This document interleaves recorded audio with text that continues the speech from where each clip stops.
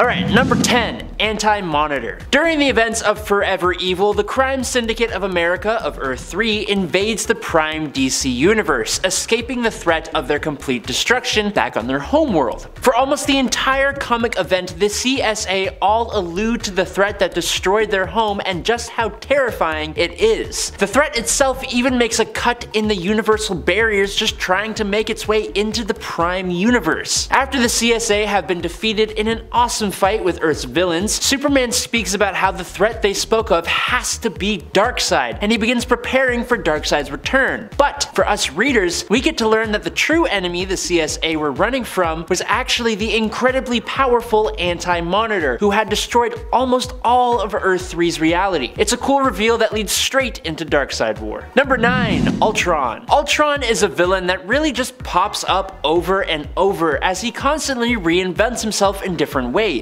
Now, one of his biggest reinventions was when he created an Age of Ultron, which became the name of the 2013 crossover series. Here, he finally achieved his goal of taking over the world. He created machines to hunt down anyone who failed to submit to his rule, with only a small group of heroes surviving and trying to oppose the mad Ultron. He was finally brought down by a program planted in his design by his creator, Hank Pym, after a time-traveling Sue Storm and Wolverine warned Pym of the future threat Ultron would pose. There is also his whole character arc in the MCU's What If animated series as well, which was honestly really cool to watch, and I did not expect it to go the way it went. Number 8. Armless Tiger Man. You may be wondering who the heck Armless Tiger Man even is, and you know what? That's fair. Honestly, his return is not the only thing we never saw coming, because his creation was something I never saw coming. But here we are with a German amputee with pointy ears, sharpened teeth, and enough leg strength to bend steel. He had an incredibly brief career during World War II and was eventually taken out in Wakanda by one of the Howling Commandos. But what was really surprising was when he reappeared in Incredible Hercules number 129 to 131 in 2009. He was among a group of individuals that were the Greek god Pluto's jury of the undead, and they together put Zeus on trial and subdued Herc himself. If you guys are enjoying this video, or you like this channel, make sure you drop a like to let us know that you like what we're giving you. And in number 7 is Superboy Prime. During the massive Dark Knight's Metal event, the trinity of Wonder Woman, Batman, and Superman go to a collection of 3 dark multiverse worlds that each have the 3 main crises from DC Comics happening on repeat. Only each of these worlds' crises are happening differently than they were supposed to. Wonder Woman ended up in the world where the Infinite Crisis is constantly on repeat. Only in this world, the heroes lost and Wonder Woman is met by Superboy Prime, who hasn't shown up in the DC universe for quite some time now. Now, he isn't entirely a villain, like he definitely has been, but he has always wanted the best outcome, but usually in the worst ways possible. But now, in this death metal event, he fights toe-to-toe against the Batman Who Laughs and seemingly destroys him. Or does he? Number 6. Uranos. The Eternal known as Uranos first ever appeared in Marvel What If number 24 in September of 1980, in a story that explained the origins of the Eternals. Now, in this story, Uranos is trying to convince his brother Kronos that the Eternals should use their massive amounts of power to take over the world. He believed the Eternals would best fulfill their duties if they exterminated both the deviants and humans on Earth, all life outside the universe, and then imprison the Celestials. But his brothers Kronos and Oceanus disagreed, sparking the Eternals' civil war. The war culminated in his defeat and banishment to the planet Uranus. Surprise though, this isn't actually what happened.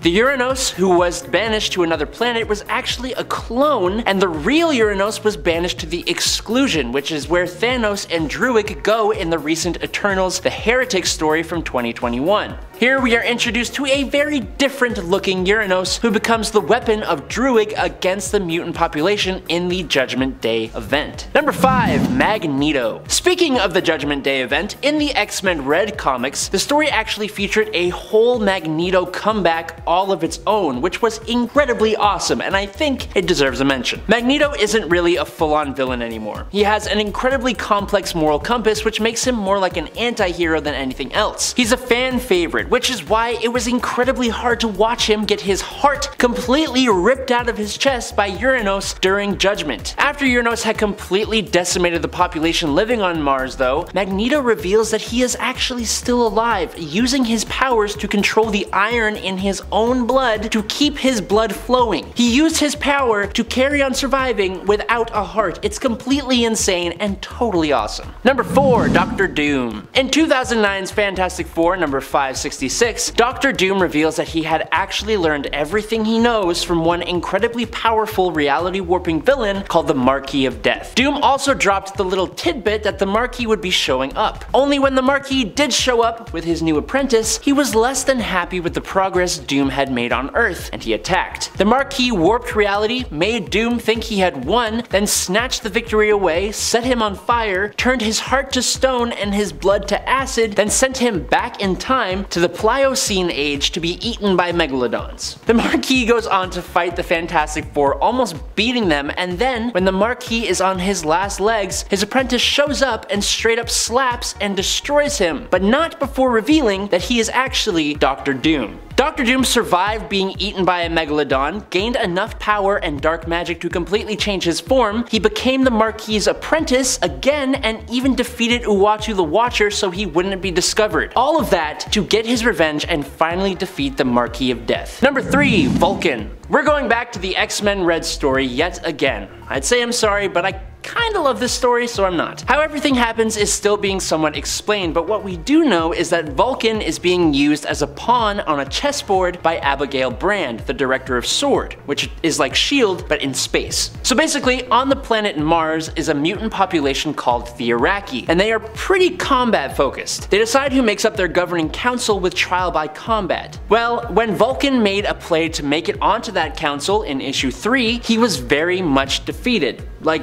it seemed like he passed away. But it turns out that Abigail Brand either resurrected him through the mutant resurrection protocol or helped heal him, as in issue number 9 of the comic, he shows up out of nowhere again and is essentially challenging the Empress of the Shi'ar Empire, believing himself to still be their emperor like he was all those years back. Number 2. Starro. Sometimes when villains return, they don't always go back to their villainy, and they don't always come back in the way you might expect. The intergalactic conqueror known as Starro has been an enemy of the Justice League for years. He has given them a run for their money many times, and since he's been around so long, he has danced around with his morality. Well, Starro was eventually defeated, and he pretty much perished.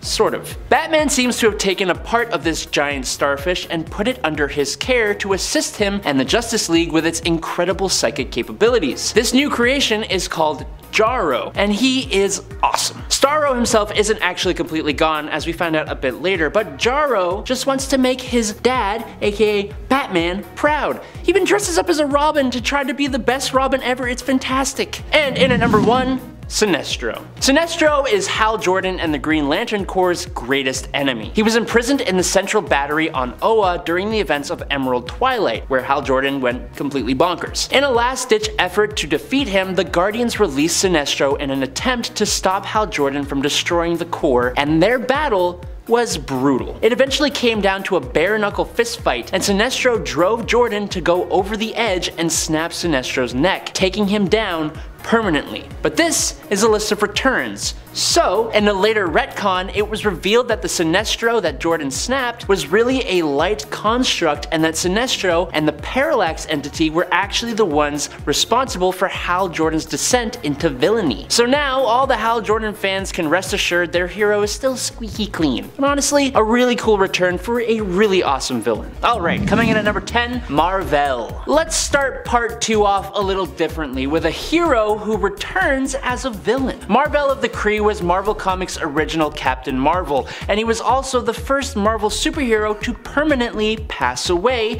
when he succumbed to cancer in 1982's The Death of Captain Marvel. The character has reappeared in visions or in flashbacks, and obviously in alternate realities. One of my actual favorites of that is Mar-Vell of the Cancerverse. It's just a really cool and creative idea. Basically, on his famous deathbed, the many-angled Angled Ones contacted and corrupted the dying Mar-Vell, granting him new powers which he used to transmute the other heroes, and with Mar-Vell as their lord, they took down the Avatar of Death, which in turn completely destroyed Death itself, allowing the many Angled Ones to invade their reality. Number 9. Jor-El. Good guys coming back as bad guys is fun, but some of you may not have liked this one. Jor-El and his wife Lara are extremely famous for shooting their son Kal-El into space using the last remaining prototype spaceship and allowing themselves to succumb to the destruction of their home planet, Krypton. Kal-El landed on Earth, grew up as Clark Kent, and became Superman. Well, in Superman Volume 3, number 32, we are introduced to a villain known as Mr. Oz. And just to ruin the whole point of Jor-El's sacrifice and kind of the whole mythos of Superman, it turns out that Mr. Oz is Jor-El. As Krypton was crumbling away, Jor-El was whisked away by a mysterious force, who was Dr. Manhattan. Shh, don't tell. He was brought to Earth where he crashed in a war-torn nation where Jor-El was forced to witness the atrocities of man. Jor-El adopted the moniker of Mr. Oz and began manipulating certain events from behind the scenes to try and, I don't know really, make humanity good, I guess? The surprising reveal was not expected, but it wasn't really welcome either. Number 8. The Red Skull. Okay, so there are a few times the Red Skull has reappeared over his comic book life. Actually, there's a lot. But I want to move over to the MCU for this one, because when he just happened to be a floating wraith-like being chilling on Vormir in Infinity War, I actually verbally went, what?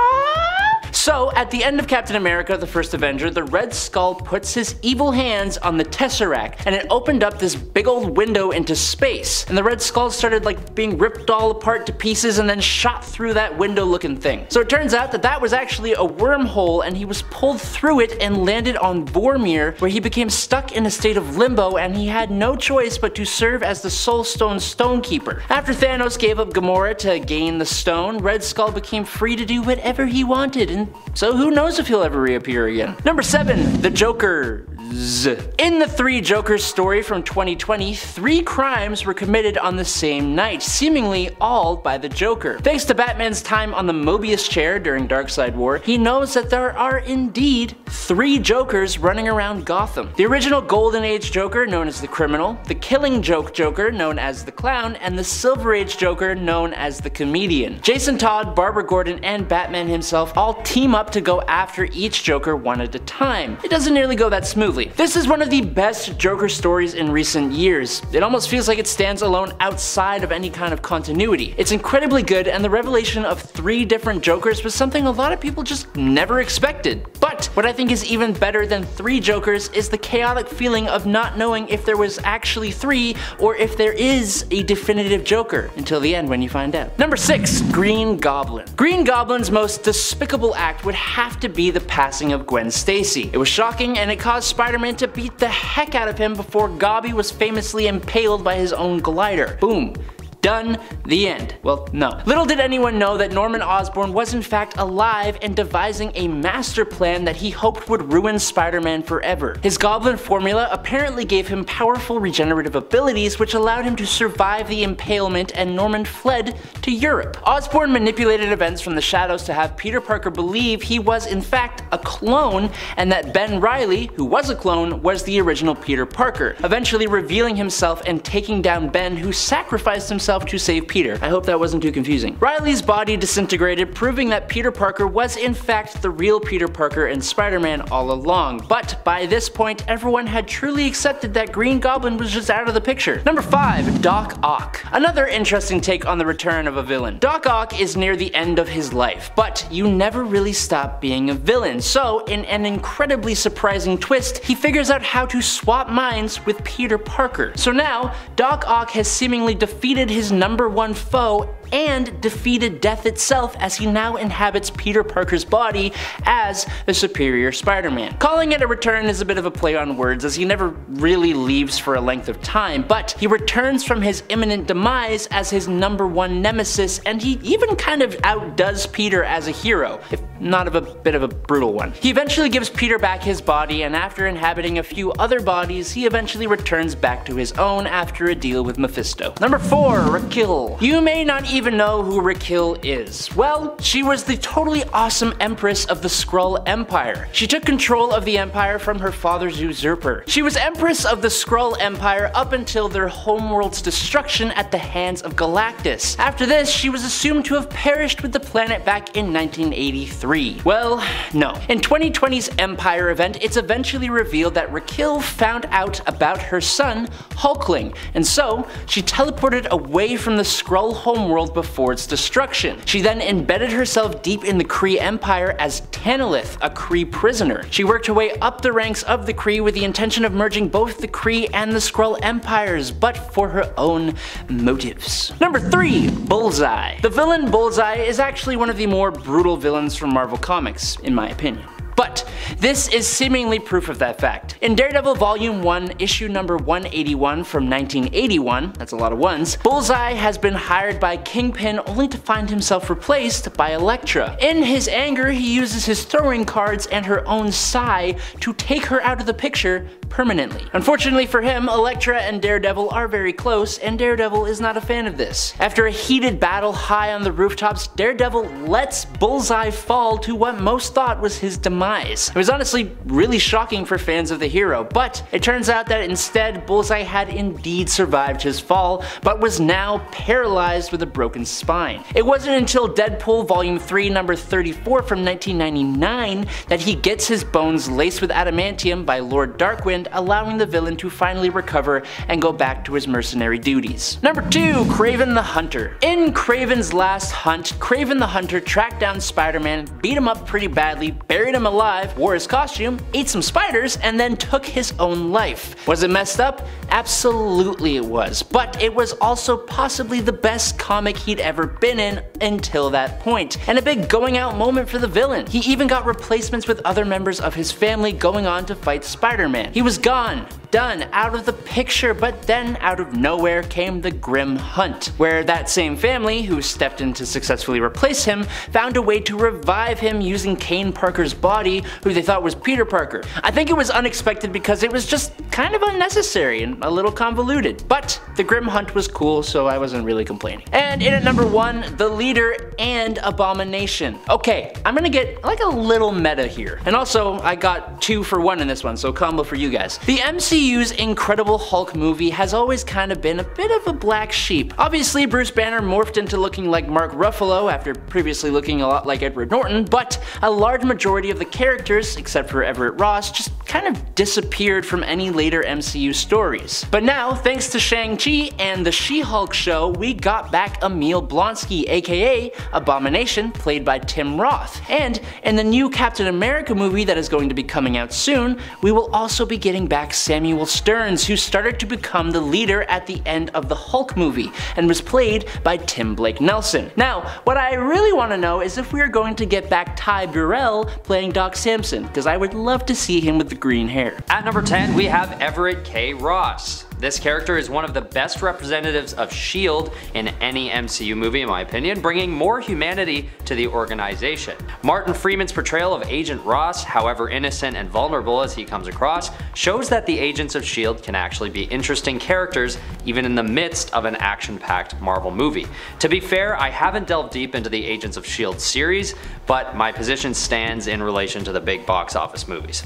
In Black Panther, Martin Freeman's portrayal of Agent Ross is faced with the challenge of keeping up with the fast-paced, technologically advanced landscape of Wakanda, and I think he does a pretty damn good job. But as we all know, good acting is only in support of the writing of good character, and although there are far more interesting characters in Black Panther, Agent Ross plays his part quite well.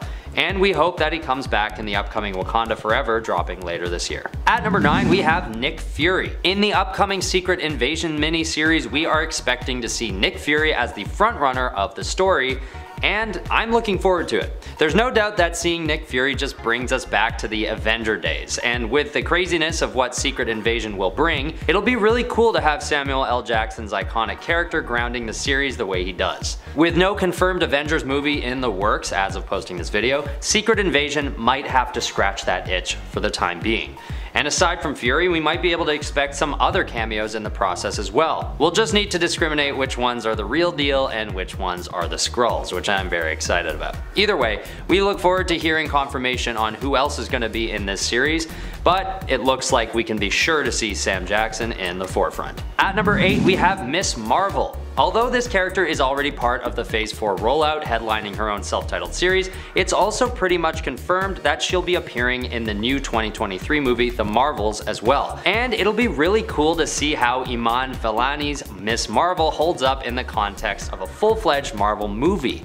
And knowing that Miss Marvel is a super fan as much as she is a superhero, it'll be fun to see her dynamic with Captain Marvel on the big screen. I have a feeling it'll harken back to the early relationship between Spider-Man and Iron Man when he was just joining the Avengers, which will be pretty fun. Either way, I think Miss Marvel is going to be a really cool character to watch grow in the MCU, and we're already going to start seeing that arc take form with this new movie coming up in 2023. At number 7, we have Iron Lad. Iron Lad is a young adult version of Iron Man who first appears in the Young Avengers comics.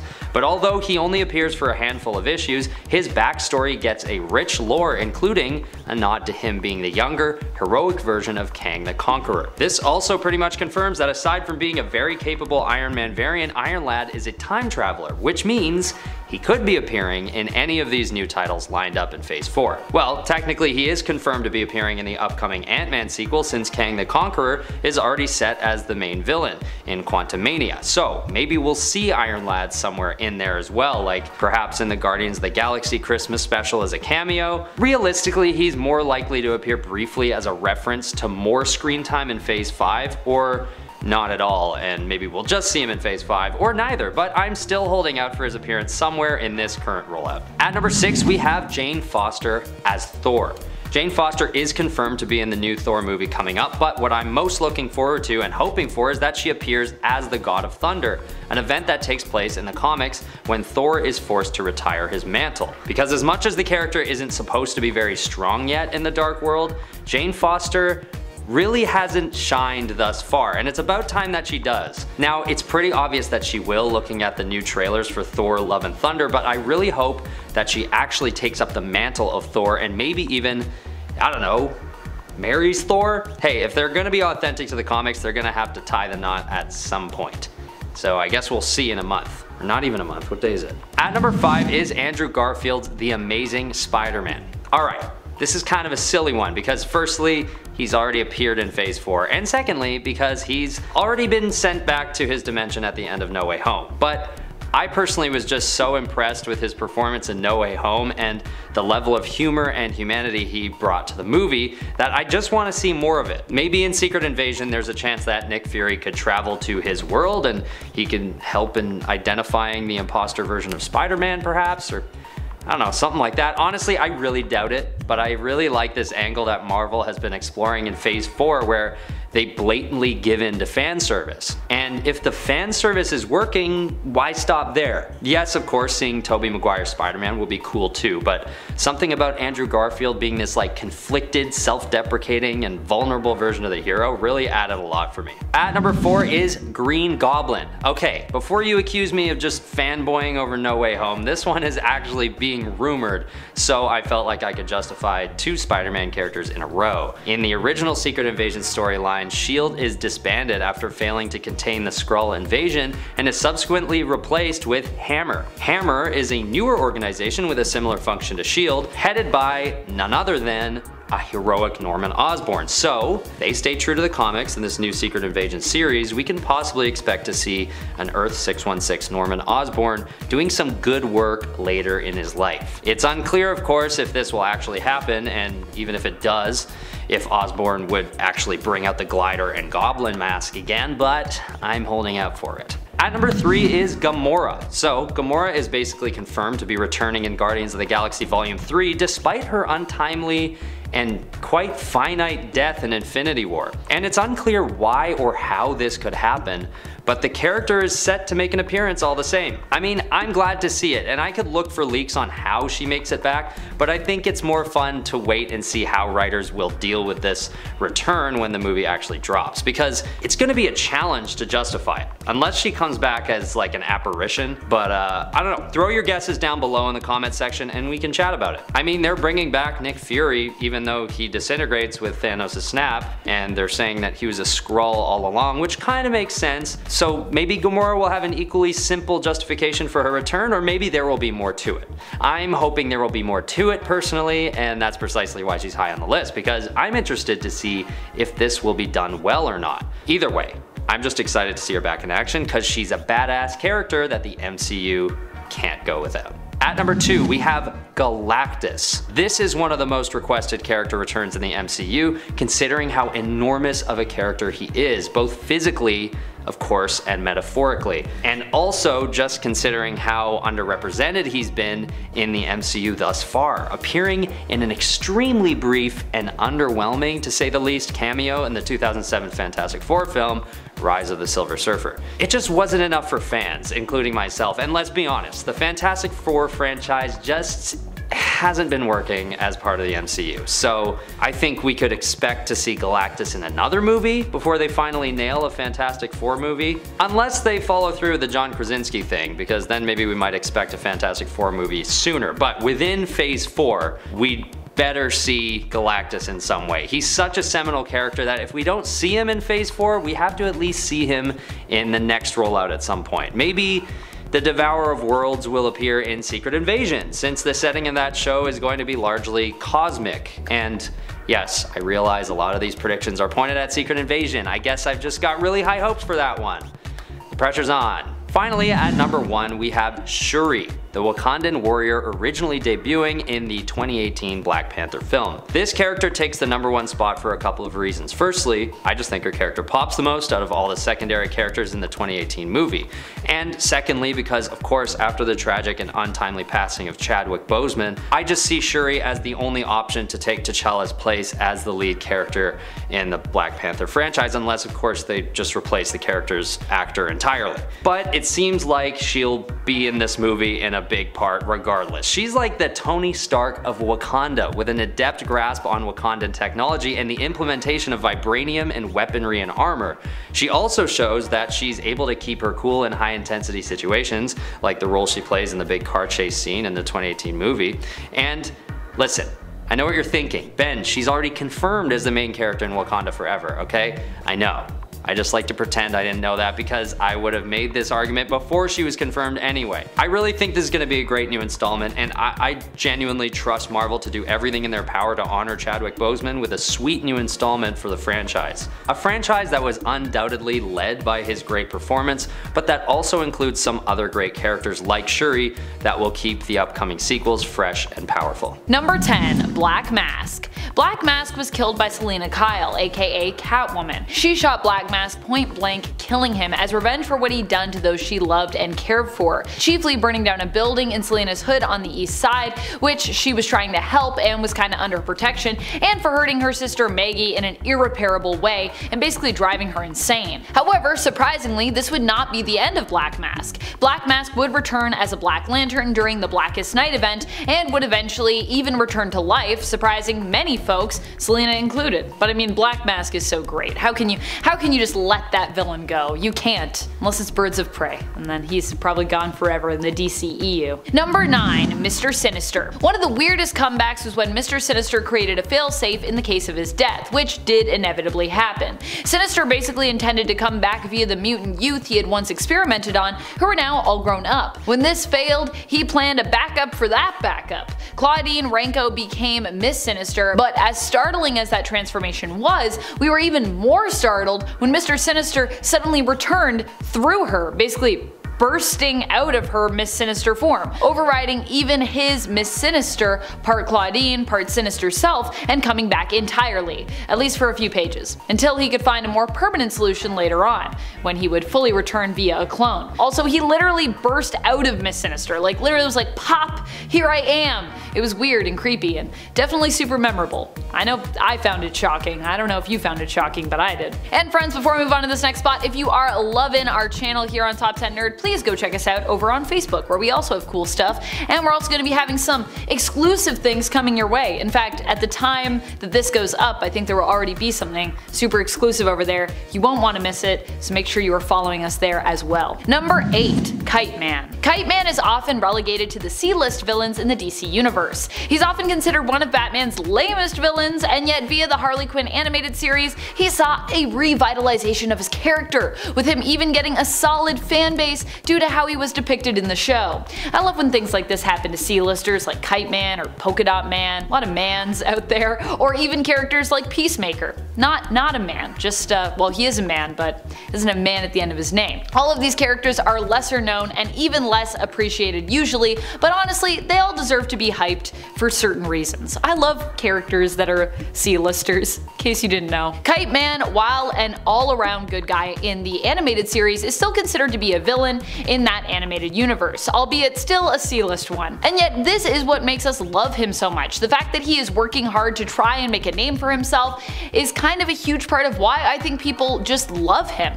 That and the fact that he seems fairly comfortable with who he is, even though he isn't necessarily a top tier villain. And you know, he does know it. It doesn't mean that he doesn't try, and it doesn't mean that he is ashamed of who he is or his, you know, his kite gimmick. He rocks it. Hell yeah, Kite Man. Hell yeah. Number 7. Kang the Conqueror. Kang the Conqueror is a staple villain when it comes to the Avengers team, but even still, he's not the first villain I think of when it comes to threats the Avengers might face in the Marvel Cinematic Universe. He's kind of a weird villain, and he's got a floating chair. It's weird. This is all part of the reason why I was surprised to hear that he was getting a revival, sort of, via the MCU, where he'd appear as a villain in Quantumania. Although even from that point on, I was one of the people speculating that his role in the MCU might be larger than just the Ant-Man and the Wasp film he was slated to star in. Especially when we heard that Jonathan Majors was going to be playing him, I was like, okay. You don't just do that and then make it like a one movie like blip of a villain. And so far it would seem to many others' surprise, I and some others may have been right when it came to our speculation on Kang's role. An alternate version of Kang appeared in Loki known as He Who Remains. This version of Kang warned of many different versions of himself that were basically being held back due to his maintenance and pruning of the sacred timeline. He also warned that killing him would actually cause the timeline to splinter, allowing all these Kangs to have free roam of the multiverse, where many of them were not as chill as he was. And yeah, I don't think they're gonna be as chill. Kang the Conqueror, here we go. Number 6. Pariah. Pariah recently made a surprising comeback in the comics when he destroyed all of the Justice League, or well, like almost all of the Justice League. You've heard of the recent story Death of the Justice League. Well, yeah, that was Pariah. Although Pariah was once a scientist and fairly good man, he was driven mad when he learned that the multiverse was ending during the lead up to Crisis on Infinite Earths, way back in the day. He tried to warn people that it was coming, but people did not want to listen to him. Now, once more, he's in a similar position. In a desperate attempt to prevent another crisis from cyclically destroying everything, this time Dark Crisis, he decided to kill all the heroes, believing that in doing so he would basically prevent the cycle from continuing that would lead to the destruction of the multiverse. It's a pretty crazy idea, but at this point, Pariah is a pretty crazy guy. Although it makes sense that he would be part of the catalyst for another crisis, DC fans were still surprised to see him return once more in modern comics. I think we were also all surprised that there's going to be another crisis, considering the last one was called Final Crisis. Not so final, it turns out. Number 5. Inheritors. A whole group of villains that I think everyone was fairly surprised to see return again were the Inheritors. This is because the Inheritors were firmly defeated in the previous Spider-Verse event. However, because Spider-Verse was such a massive success, Marvel decided to let the Inheritors return for the next one, Spider-Geddon. And we still have another third chapter of this continuous event headed our way, said to be the end of the Spider-Verse trilogy that will be known as aptly, the end of the Spider-Verse. At least until we decide to, open that Spider-Verse back up again, because, things end, things are final, and then not so much. I have no doubt that the Spider-Verse will come back eventually. The Inheritors are a group of space energy vampires permanently frozen in time when it comes to their style, stuck in sort of the gothic Victorian era. I love it, but not everybody is here for it. They were defeated and killed at the end of Spider-Verse, but miraculously came back via Superior Spider-Man's tech when he decided to combine their DNA to basically make a clone body for himself should he perish. Using his tech, all the Inheritors were able to return as clones themselves, causing all the Spider Totems across the multiverse to rejoin once more during Spider-Geddon to take them out again. And then they became little baby versions of themselves, which I love. And also I feel like the Inheritors, baby Inheritors, should get their own book. I said it. Number 4. Flashpoint Joker.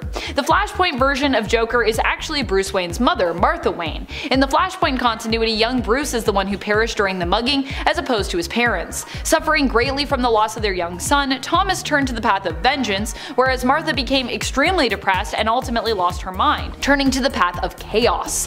In the Flashpoint reality and timeline, Thomas becomes Batman and Martha becomes his Joker. Recently in the comics, during Flashpoint Beyond, Flashpoint Joker has made a surprising return, appearing from within the walls of Arkham Asylum. How she got there? Well, we're gonna have to wait and see. What we do know is that she was the one behind the murders of influential characters from the Flashpoint universe. The last we saw of Flashpoint Joker, Martha died drowning in a river, sacrificing herself after learning that in the main continuity, the Joker was the main nemesis to Batman, who in that reality of course was Bruce Wayne, her son, who was alive in that reality. The Flashpoint continuity was reset though recently, with Thomas Wayne's Batman remembering everything that happened previously and trying to solve the mystery of how it all reset. And also solve the mystery of, why all these Flashpoint people were dying. Turned out, it was Martha in the walls of Arkham for some reason.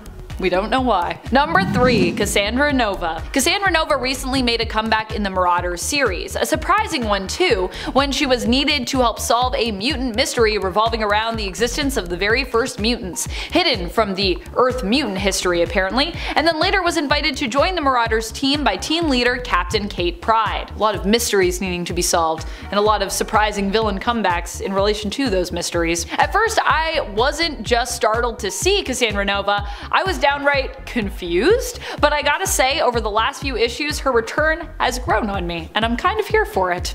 I never would have expected to see Cassandra Nova return, definitely not in a heroic sense either, not with a hero team. Krakoa may be for all mutants, but some wouldn't even consider Cassandra to be a mutant, at least not in the traditional sense, because she's a Mummadry. But whatever, she's a mutant, she's part of the crew now, I would say. Number 2. Gaggy. This was one that even caught me by a delightful surprise during the Three Jokers story. While I still am not sure if we know where this story falls in continuity, in or out of continuity, it's still a really awesome read that brought back a villainous sidekick of old that I didn't know how much I really missed until I saw him return. Gaggy is Gagsworth A. Gagsworthy, an old school sidekick of the Jokers from way back in the day, back in the 60s, before he was ever with Harley Quinn. In fact, at one point Gaggy also returned to get revenge on Harley for taking his place at Joker's side, but that happened I believe during Gotham City Sirens, another cool comeback moment for the gangster. In Three Jokers however, Gaggy returns as one of the Three Jokers sidekicks. However, his comeback is short-lived, as he ends up being devoured by a Joker shark. R.I.P. Gaggy. He came back and then he died. Number 1. Raquel. I don't know how we say this name. It's Skrull, so I don't speak Skrull. I'm sorry. Need to learn how to speak Krakoan and Skrull. Got it. Raquel was a really weird comeback, so unexpected that it left everyone who was reading Marvel Comics at the time going, who? Huh? What's happening? Who is that? Even I had to look her up myself. Raquel was Empress of the Skrull Empire, who was believed dead for years. When Galactus came to devour the main homeworld of the Skrull at the time, Tarnax 4, Raquel was believed to have perished with it. However, we later learned during the Empire event a few years ago that she had actually survived survived the death of this world and had been living undercover as the Kree soldier T'Nalth the Pursuer. Her return was a major surprise to readers because she had been dead since the 80s, so before I was even born. So I was like, who dis? I don't know. So unless you'd been reading comics for that long, or you really knew your Fantastic Four comic book history in terms of what went down back then, you were likely confused by her appearance too. Which is alright, because you know what? We got the internet, and we got piles of comics that we can sift through. Although I think all of us collectively, no matter if we were familiar or not with Raquel, were surprised by her return. Even if you did know who she was, you'd be like, wait, what? I thought she was dead. Coming in at number 10 as a bit of an honorable mention is the Batman Who Laughs. Now, the reason this villain is only getting an honorable mention is because he's relatively new and has had a huge amount of publicity in the few years since his creation. But I still do think this character deserves some more exploration further down the road. As a twisted combination of Bruce Wayne and the Joker from the Dark Multiverse, the Batman Who Laughs was an incredibly intimidating villain that only got even more powerful when he gained the powers of Dr. Manhattan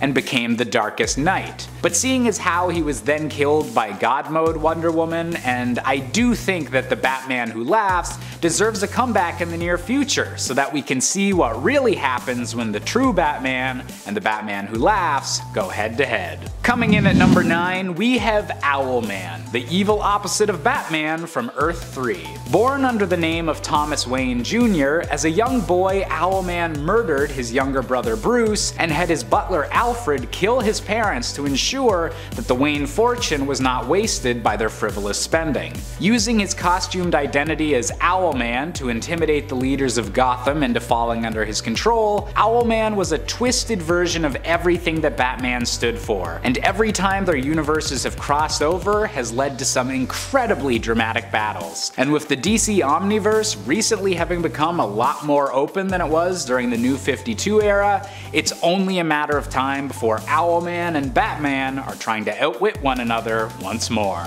Coming in at number 8, we have the malicious psychologist known as Hugo Strange. One of Batman's oldest villains, originally debuting only 9 issues after the Caped Crusader himself in Detective Comics, Professor Hugo Strange was also one of the very first villains to ever figure out his secret identity as Bruce Wayne. While initially depicted as a typical mad scientist stereotype, using a weather machine to hide his minions' robberies with a thick layer of fog, more recent interpretations of the character have seen him as a devious manipulator, using his position of power as a doctor of psychology to examine the criminals of Arkham Asylum and scheming to gain power in Gotham City. It's this emphasis on mental ability rather than actual superpowers that makes Hugo Strange such an interesting villain to deal with, and why he definitely deserves to come back in a major Batman storyline. Coming in at number 7, we have the intelligent zombie, Solomon Grundy. Inspired by a 19th century English nursery rhyme, Solomon Grundy was born centuries ago as a wealthy merchant, but after being murdered and having his body dumped in a swamp with mystical properties,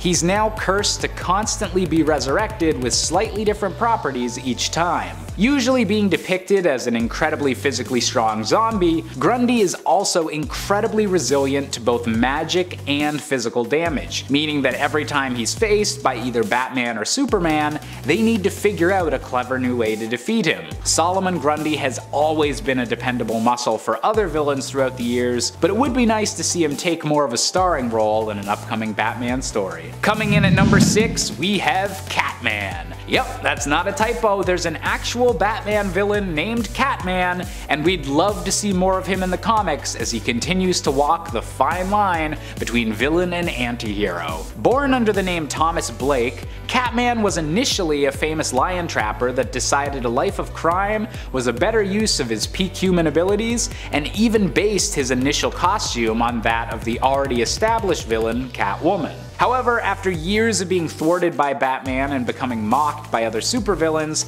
Catman reformed himself after some time in the jungle into becoming an anti-hero, and was most recently seen working alongside the Suicide Squad. With all of this character development making him more than just a joke character, Catman definitely deserves to face off against Batman once more. Coming in at number 5, we have Mr. Bloom, the plant-based villain. With the ability to plant seeds within people that would grant them incredible superpowers but at the cost of their lifespan, Mr. Bloom threw Gotham into chaos during a period where Bruce Wayne was unable to be Batman and Commissioner James Gordon had instead taken up the cape and cowl. The coolest thing about Mr. Bloom wasn't just the unique look of his powers and his visual design, but how they were able to manipulate the people and villains of Gotham into a new status quo so easily. Seeing this villain have a rematch with Bruce Wayne, or even get to interact more with the similarly plant-based Poison Ivy, seems like an obvious choice for a comeback, and I can't wait to see what this villain does next. Coming in at number 4, we have Prometheus. While not an alternate reality version of Bruce Wayne like several other villains on this list, Prometheus is still a dark reflection of the Batman, given that he had to watch his criminal parents be gunned down Bonnie and Clyde style by Gotham City police forces. Waging war against law enforcement and justice of any kind, Prometheus is made all the deadlier with his helmet that allows him to download fighting skills directly into his brain. It's this deadly combo of physical prowess and ideological differences that make Prometheus one of the more interesting Bat villains, and someone who definitely needs to be featured more often. Coming in at number 3, we have the iconic Harvey Dent, aka Two-Face. Originally fighting for the side of justice with Bruce Wayne as Gotham's district attorney, Harvey Dent's mind was split in two following an acid attack that scarred exactly one half of his face. Making all of his decisions through a coin flip based on his past childhood trauma, Two-Face is one of the most well-known villains of Batman, but hasn't gotten a chance in recent years to really headline an event as a villain, usually only taking the focus in smaller storylines or as a supporting character. Personally, I think Two-Face is long overdue to take his place as a master of the criminal underworld.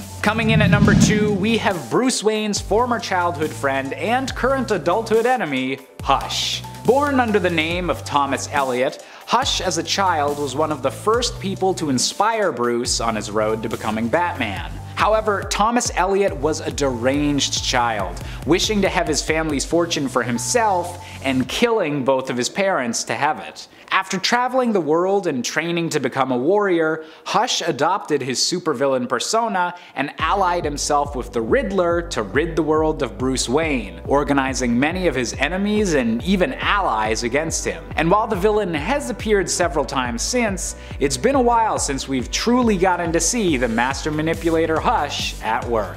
And finally, coming in at our top spot, we have the Phantasm, aka Andrea Beaumont. Originally debuting in the animated film Batman: Mask of the Phantasm, Andrea Beaumont was Bruce Wayne's first love, the girl he almost considered abandoning his mission as Batman for before the mission had even begun. Unfortunately for Bruce, Andrea and his relationship was forced to an end by the death of her father, causing Andrea to begin her descent into becoming the vengeful spirit known as the Phantasm. As a villain with an incredibly cool design and a very personal connection to Batman, the Phantasm has been only recently seen in the comics, and definitely takes my top pick for the villain that most deserves another storyline. And at 10, Sin Eater. Stanley Carter's parents were addicts who ended up falling in love with each other. Stanley's father though later died, leaving Stanley's mother pregnant and alone. Stanley's mother was sent to a rehabilitation clinic, and Stanley went to be raised by his grandparents in the Ozark Mountains. Stanley's grandfather was a zealous pastor who reveled his son and took it out on Stanley. After Stanley's grandfather died due to a rattler bite, this congregation held a sin-eating ritual for him, and young Stanley presumably saw a sin eater, a masked hermit who would eat fruit placed in the corpse of someone's body to take the dead sins for himself, because you know that's not gonna screw up a child's development. Stanley ended up joining the NYPD and became a detective after growing up, having multiple instances of executing criminals, particularly drug traffickers, including his own partner. This is where he really became the Sin Eater, a maniacal serial killer and probably one of Spider-Man's scariest foes with no powers, but with the MO of killing anyone who sins. The Sin Eater's first victim was actually his own lover, police captor Jean DeWolf, whose death attracted attention throughout all New York City, including their friend Spider-Man. The Sin Eater had stolen DeWolf's purse, creating a precedent of taking one personal object for each of his victims, and this object would usually have to be associated with the victim's sin in some way. It's probably going to be a loose this way, but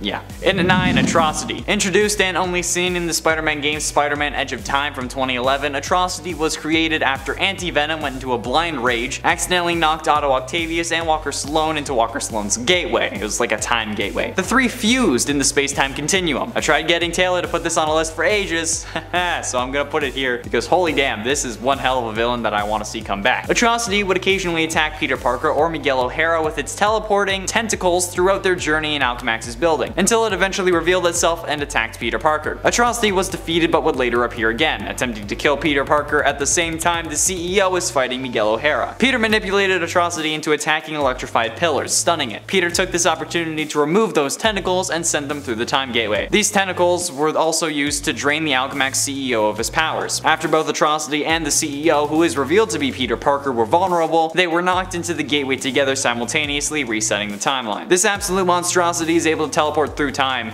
and space, in addition to all of his other powers. So yeah, Atrocity for sure needs to make a comeback. I want to see this guy. He only appeared once. He's probably one of the most horrifying looking villains of all time. Please. And at 8, Mr. Negative. Martin Lee was a seemingly good-willed philanthropist who ran a volunteer soup kitchen called Feast, where May Parker volunteered, because of course she did. While he was also the crime boss of Chinatown, Mr. Negative. Despite being a crime lord, Lee was seemingly a kind and generous man. The Feast project displayed healing powers for people of various illnesses, although the cause of this healing was actually unknown, but it turned out to be Lee himself. The public knows that the person known as Martin Lee was an illegal Chinese immigrant who attempted to travel to America to be with his wife. In China, he ran a factory, but because of his lack of resources to bribe the Communist Party, he could not develop his business and grew tired of that country. Although this Martin Lee is not actually Martin Lee, but a former smuggler who just used Lee's identity after he died. Mr. Negative first came into conflict with Spider-Man when he made a power play towards taking control of New York's criminal underworld by attempting to wipe out all existing members of the Criminali and Mafia crime families, using a DNA-specific bioweapon called Devil's Breath. Mr. Negative is also responsible for the creation of Venom, and while he was featured in the 2018 Spider-Man game, it's been like 3 years, so he needs to show up again. And it's 7, The Spot. As a scientist working for the Kingpin, Dr. Owen was assigned to reproduce the radiation levels of the Vigilante cloak to find a way to artificially mimic his powers. Working late one night, he actually succeeded, creating a solid black circular portal. In doing so, however, the drain on the city's power became so great a blackout washed over the city, causing the portal to shimmer and destabilize. Fearful of losing a once-in-a-lifetime opportunity, Owen stepped into it, which was a horrible idea. The power shortage caused the portal to send him into a different dimension, a place of half darkness and half light, kinda like my mind. When Owen emerged back in his lab, his body had undergone a radical transformation. The portals from the other dimension had adhered to his skin, covering him from head to toe in black spots. But just think about how crazy OP this villain is, alright? He has the ability to control these portals. Like, if the man wanted to decapitate you, instantly he could. Best doctor in a sense, I guess. That's still horrifying. The Spider-Man in the 90s cartoon would use these portals against Owen, but if he had just decided that he wanted to just destroy him, he could have, and Spider-Man would have had nothing to do. So yeah, I want to see him make an appearance again, somehow. And at 6, Spider-Side. Spider-Side is a more obscure and odd Spider-Man villain, but I still think he would be pretty badass. Being first introduced as Spider-Side in New Warriors number 61, this version of Peter Parker is one of the clones made by Dr. Miles Warren, because we all know how much we love clones, which is an entirely separate villain that caused the whole clone debacle and creation of Scarlet Spider and a whole lot of other things. What's notable about Spider-Side, however, is not only him having all of Spider-Man's powers, but also the ability to stretch and warp his body at will, similar to Mr. Fantastic. Spider-Side is certainly deadly as well, helping Jackal to release a virus in Springfield, Pennsylvania, resulting in the deaths of 2,600 people. But either way, Spider-Side, with all the abilities of Spider-Man and Mr. Fantastic, makes him pretty damn powerful, so I want to see him come back. And they didn't do much with him, okay? And I like the name Spider-Side. Any evil Spider-Man, really, just bring me more. Halfway through into number 5, Red Goblin. After the collapse of S.H.I.E.L.D., the Carnage symbiote was secured in the Lockbox, a privately run vault at the bottom of the Atlantic Ocean. Agents Crane and Coleman infiltrated the Lockbox and stole the symbiote, delivering it to their employer, Norman Osborn. Yeah, you see where this is going. After receiving the symbiote, Osborn bonded with it to become the new Carnage, hoping that it would be the key to regaining his Green Goblin persona. While the symbiote initially seized control of him, Norman offered to teach it more nuanced and sadistic ways to kill, an offer that the symbiote eagerly accepted. The fact that you know more sadistic ways to kill people than a freaking mad symbiote is a whole other topic though, dude. The symbiote turned over control to its new host, restoring his appearance and purging his body of the nanites, preventing him from augmenting himself with goblin formula. Osborn used the symbiote to kill Phil Urich, and after pretending to be mortally wounded in a rematch against Spider-Man as the Green Goblin, unveiled his new partner by transforming into the monstrous Red Goblin. Osborn used the symbiote to great effect, incapacitating Spider-Man's allies and loved ones, and bonding a portion of the symbiote to his grandson to turn him into the new Goblin Child. Spidey was only able to defeat Red Goblin by taunting Osborn, saying that killing him would only give Carnage the credit and not him, which caused Osborn to remove the symbiote from himself. So he couldn't defeat Red Goblin, he had to defeat Osborn. Yeah, this is one of my favorite Carnage versions, so I want to see this come back, please. Like the next Venom movie. Or a No Way Home. In at number 4, Demogoblin. After losing fights with Spider-Man and the Green Goblin, Jason Philip Macendale Jr., aka Hobgoblin, took advantage of the Inferno Crisis by following several demons back to their lair and confronting their demonic lord Natshir. Macendale wanted enough power to defeat his enemies, and offered his soul to the demon in exchange for such power. When the demon stopped laughing, he decided that Macendale's effort was worth something even if his soul wasn't, and he had him possessed. This gave Macendale the physical strength that he craved, coupled with superhuman speed and endurance. Unfortunately, I guess you could say for him at least, the demon who possessed him proved to be incompatible, and the two fought many a battle for control over Macendale's physical form until the demon literally ripped himself out of his human host and began a separate existence as the Demogoblin, a form of anti-hero in a sense who would kill anyone who has sinned, which is basically everyone. Except he would stay away from children, even dying to protect one. Getting close to the end in at number 3, Shocker. Okay, he's not really a forgotten villain, but Herman Schultz's parents died when his younger brother Marty was a boy. From a young age, Schultz turned to a life of crime, and soon realized that he wasn't really good at it, having been arrested several times. After one particular robbery gone wrong, Herman was arrested again, but was sent to the prison workshop, where he used the resources around him to build projects and build gauntlets that sent out shock waves which quickly opened safes as well, giving him a much needed one-up on the authorities. Now, I know what you're thinking, okay? Why am I talking about Shocker? Everyone knows who he is. Well, have you seen the MCU version of this guy? Okay, we need a better one. Come on, give me an actual Shocker. Shocker has the ability to shock his enemies with his handheld vibro shock units, but because the vibrations were so fierce, he has to wear a heavily insulated suit, which kind of looks like a mattress, but still. During his first outing as the self-styled Shocker, he ran into and defeated Spider-Man. Plus, I mean, he's the Shocker, I shock people. Give me a better version, okay? With his seemingly minute introduction into the MCU, I want to see a better version. Do it! Penultimately, in at number 2, The Swarm. Fritz von Meyer was once a fascist scientist, the details of which remain unrevealed. But von Meyer fled Germany at the end of World War II to settle in South America. A work expert on toxic poisons and apiculture, which is beekeeping, he continued his research on the breeding patterns of killer bees. One day, he found a hive unlike any other he had ever seen. The bees exhibited no fear and were unusually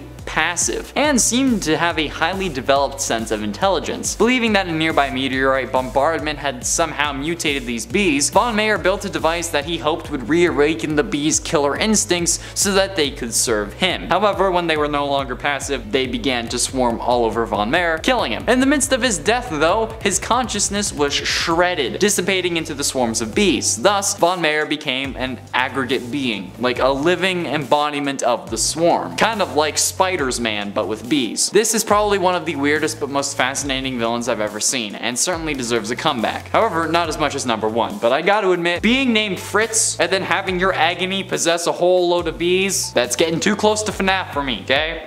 I don't like it. Finally, in at number 1, Spider Carnage. We all knew this was going to be on the list, at least if you know me and my favorite Spider-Man villains. However, Spider Carnage isn't just a Spider-Man villain, he's an alternate version of Spider-Man. Hailing from one of the many Earths, this character was introduced in the 90s Spider-Man animated series, my favorite Spider-Man animated series, might I add. This Peter's life was actually very similar to the main Spider-Man, except this version also lost Aunt May and developed a resentment for humanity. And then he had to deal with a clone, which definitely sucked. Until he and the clone learned that the one who they thought was the clone, who was going by Ben Reilly at the time, could actually be the real Peter Parker, and that broke this Peter. A Carnage symbiote from another universe actually sensed this hatred and resentment, and through a portal created by Jonathan Ohm, it bonded with this Peter, driving him even more insane, and then started calling himself Spider Carnage. From my understanding, this character hasn't been seen since that final episode of the series, and I want him to make a comeback. Please, add this character to the MCU. Like, if we're getting 3 Spider-Man, why not just throw Carnage from some other universe in there too, and then have him bond with like Tobey's, because apparently Tobey's a bad person now. Even though I'm dressed like the Spider-Man 3 version. Yes, that's exactly why I wore this suit today.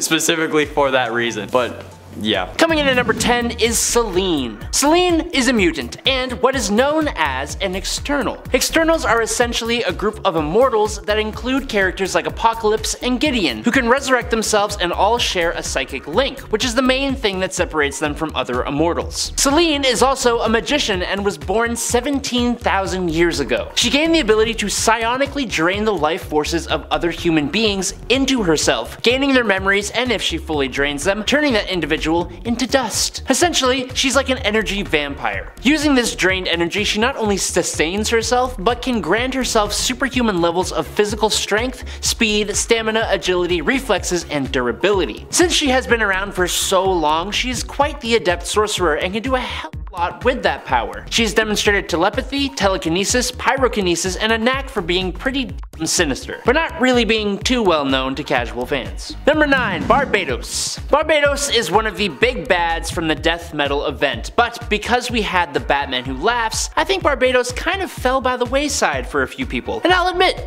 I was one of them. But Barbados is nothing to scoff at. In the earliest days of existence, 2 siblings came into reality, tasked with monitoring creation. Along with them came a 3rd being known as the Forger, who was set to watch over creations that would exist in the future. The Forger made its home in the Forge of Worlds inside what would later be named the Dark Multiverse. The Forger created universes based on the hopes and fears of every living thing. And while the stable universes became part of the multiverse, the Forger would dispatch its dragon to destroy the unstable worlds so that their energy could be returned to the Forge and recycled. That dragon is Barbados. Barbados had a lust for destruction, which eventually led him to take out the Forger and corrupt the World Forge. The unstable worlds persisted beyond their time and became part of the Dark Multiverse field with horrifying realities. He then changed his goals, setting his warpath onto the regular multiverse. Now fast forward multiple centuries, and Barbados' followers started to secretly prepare Batman to become the doorway for Barbados to enter the Prime Earth from the Dark Multiverse, causing a big old mess in the DC Multiverse.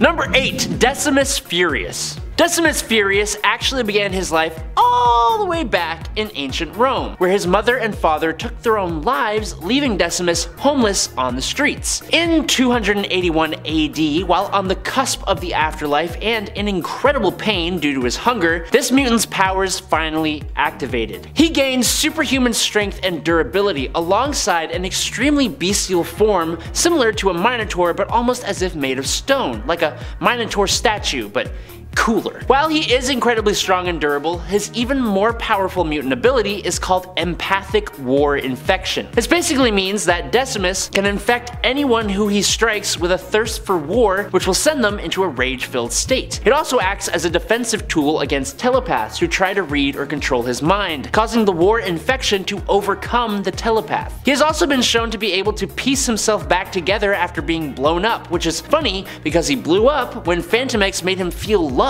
which did not compute, and he went boom.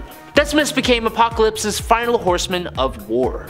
And in at number 7 is Conquest. Viltrumites, who are featured in Image Comics' Invincible series, are incredibly hardy folk. They have levels of strength and durability akin to Superman without having to be solar charged and without being allergic to big green rocks. They also grow stronger and stronger with both age and experience. One of their oldest, most honored warriors is a Viltrumite by the name of Conquest. Viltrumites live for a very long time. Nolan Grayson, Omni-Man, is a fully adult Viltrumite, and he has lived for thousands and thousands of years, and he has only a small show of white hair to show for it. Of all the Viltrumites seen in the comics, a rare few have fully white hair. Conquest not only has that, but he has lost a lot of his hair, is super wrinkly, and he's also battle scarred and missing an arm. Back in the day, the Viltrumites were exposed to a virus that nearly wiped them out, called the Scourge virus. Conquest was one of the few that survived, but he was left weakened after it left his system, which happened to coincide with his arrival on a planet filled with Ragnar, which are the only species in the universe that can actually kill Viltrumites. So that's where the missing arm and scarring comes from. Conquest is one of the strongest Viltrumites around, and even when his face is turned into tomato soup by Invincible, he still regenerates and comes back for round 2. Number 6. Male Bolgia.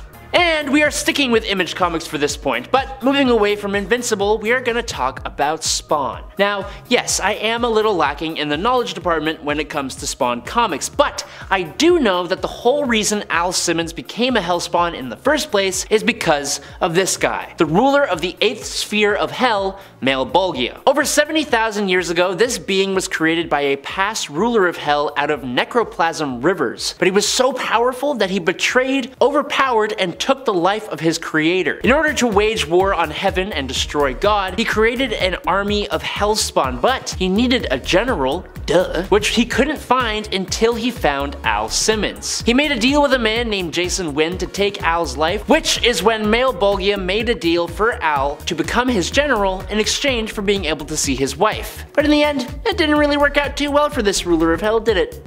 Nope. Number 5, Uranos. Okay, technically this guy actually appeared in What If number 24 in September of 1980, but he didn't really do much and was never really mentioned until very recently. Uranos the Undying is an Eternal and one of the deadliest beings in the Marvel Universe. Uranos, like every Eternal, was created by the Celestials 1 million years ago, but he believed the Eternals best fulfilled their purpose if they exterminated both the deviants and humans, all life outside the universe, and imprisoned the Celestials. Luckily, his brothers Kronos and Oceanus disagreed, plunging the Eternals into a civil war. Ultimately, Uranos lost that war and was captured by his brothers and became the first Eternal to be imprisoned within the Exclusion, where he stayed for over 500,000 years because of the failsafe he imposed upon the Machine. That failsafe being that if he dies, his greatest celestial designed weapons will be unleashed on the world. Recently, mutants have been revealed to be related to deviants, making the X-Men enemies to the Eternals, and the Eternal Druid called on Uranus for help in Axe Judgment Day number 1. And he definitely did help, as in a matter of 20 minutes, Uranos eradicated Cable, Magneto, and David Haller, otherwise known as Legion, along with a bunch of other powerful Omega level mutants. Number 4. Yuga Khan. Yuga Khan is the first ever tyrannical ruler of the planet of Apocalypse, and the father of both Drax, who would become the Infinity Man, and Uxas, who would become Darkseid. Given his nature as essentially a god and one that fathered the current gods, Yuga Khan is certainly ancient, being essentially immortal. As an example, before the 4th world is even fully formed, Yuga Khan alongside his wife, Hegra, and their sons ruled Apocalypse, creating one of the most feared empires in the entire universe. But being such an astronomically powerful being, it wasn't enough for him. Yuga Khan was obsessed with becoming the most powerful being in the universe and wanted to be able to essentially control it all. But he was also obsessed with finding out the reason for why it all exists. So he's a conqueror, sure,